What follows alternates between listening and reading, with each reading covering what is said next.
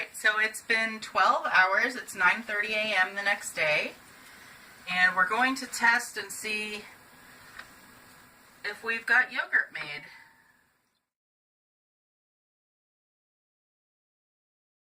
And it looks pretty good. I see a lot of whey on here.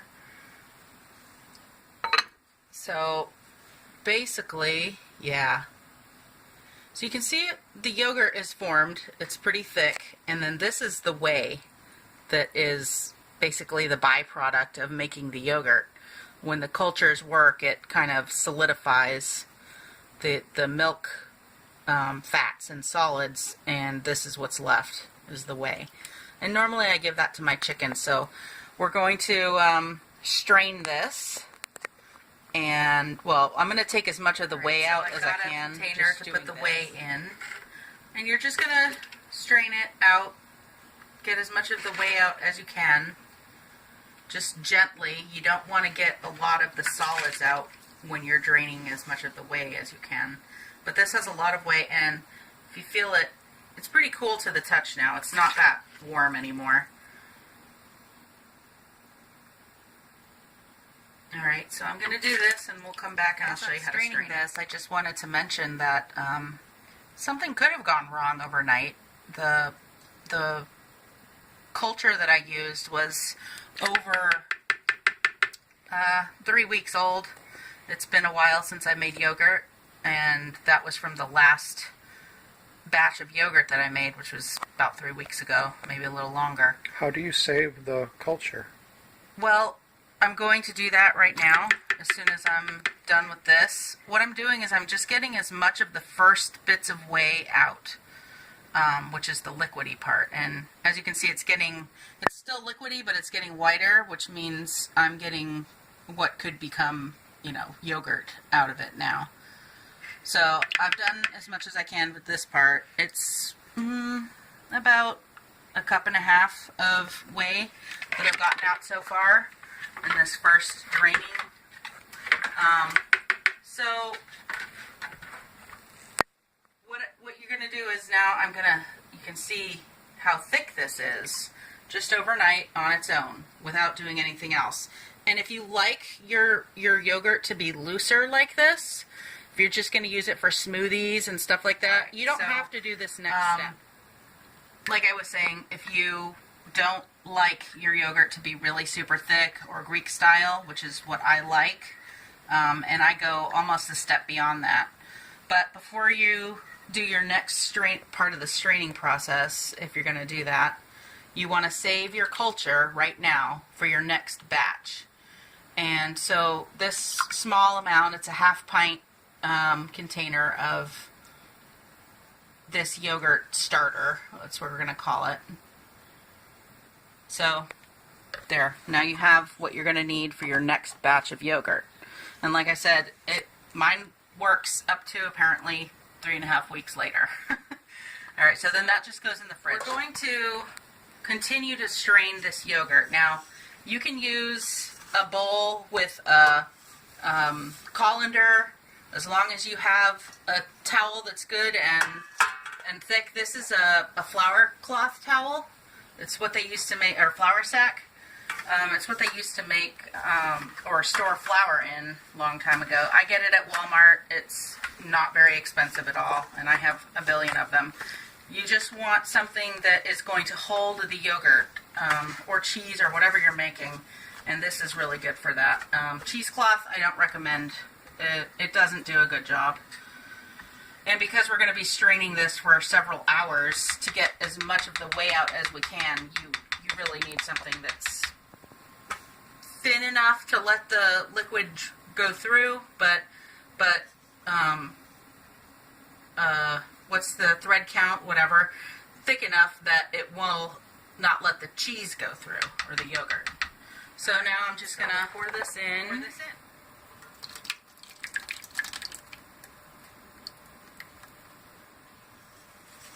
Very dribbly.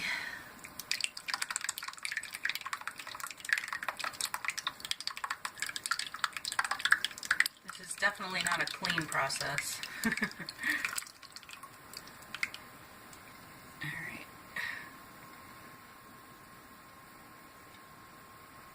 and I'll scrape the rest out.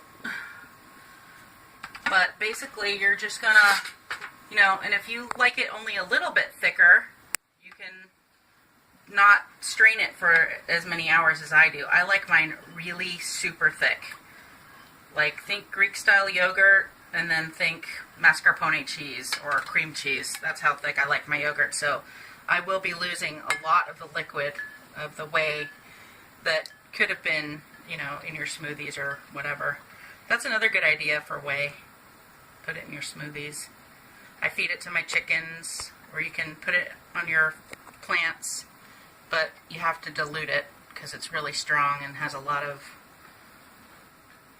acidity to it. So, alright, so for the rest of this time, if you want it thick like I do, you're going to let it set, and just every, I don't know, hour or two, come over and look at it. I'll show you real quick. I keep it covered because, you know, flies and dust and whatever. You don't want to have that in your yogurt. So I just do this and I let it set. But you can see that it's already done a lot of draining. There's already a good half cup of whey in there, and it's going to continue to do that. The longer you let it sit, the more whey will come out. I almost fill this up again. This bucket will be full of whey, which seems like a lot. I get about a quart, maybe a quart and a pint of yogurt when it's done. But every hour or so, you're going to come and you're going to kind of hold up the cloth, and you can already see this that's kind of sticking to the sides. See how thick it is compared to the liquid part. And you're just going to scrape a little bit along the bottom so that the whey can continue to drain through, because it gets to the bottom and it gets really thick. All the way around the sides and the edges. And like I said, about every hour is probably good enough. I'll probably do this about 5 times until it's as thick as I like it, but you can see it's already getting pretty thick. So, I won't show you that whole process. I will just come back at the end. Right, so when it's done. 3 p.m. We started the process here of the yogurt straining, and you can see now how very thick it is. I can basically just move it around. It's very thick, and that's how I like it. So it's Greek yogurt on steroids. How much did it make? About a quart? It'll fill this jar and then have enough for like a serving or 2 right now. Wow. So yeah, a quart. But that's from almost a full gallon of milk. So this is how much whey there is, plus what's in that container from our first straining. And you can see it's still dripping. There's still whey coming out. I mean, I could let it sit longer, and sometimes I do, but I think 6 hours is good. So yeah, so that's it, and now I'm gonna put it into just about full, about a half of a scoop, and then there's enough for basically a serving right now.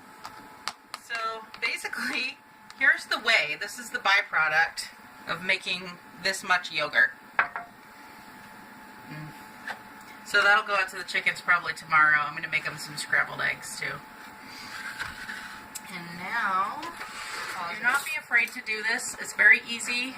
I tried it the first time and I thought, what the hell am I doing? But it's not that hard. It's just very time consuming. So, you know, you start it at noon, you walk away. The time consuming part is all the prep and having to check on it. Really, in the grand scheme of things, I mean, how long does it take your family to eat a quart of yogurt? For us, we have a serving of about a half a cup when we have it. We don't have it every day unless it's the only homemade thing I have in the house. And it's so good. Everything is homemade. This is some strawberry jam, and I try not to put too much, but I'm putting a lot right there. And homemade cereal that's keto, gluten-free, and it's great. Great for breakfast, great for a snack anytime, and you'll love it. So Thanks for joining us, and give it a try.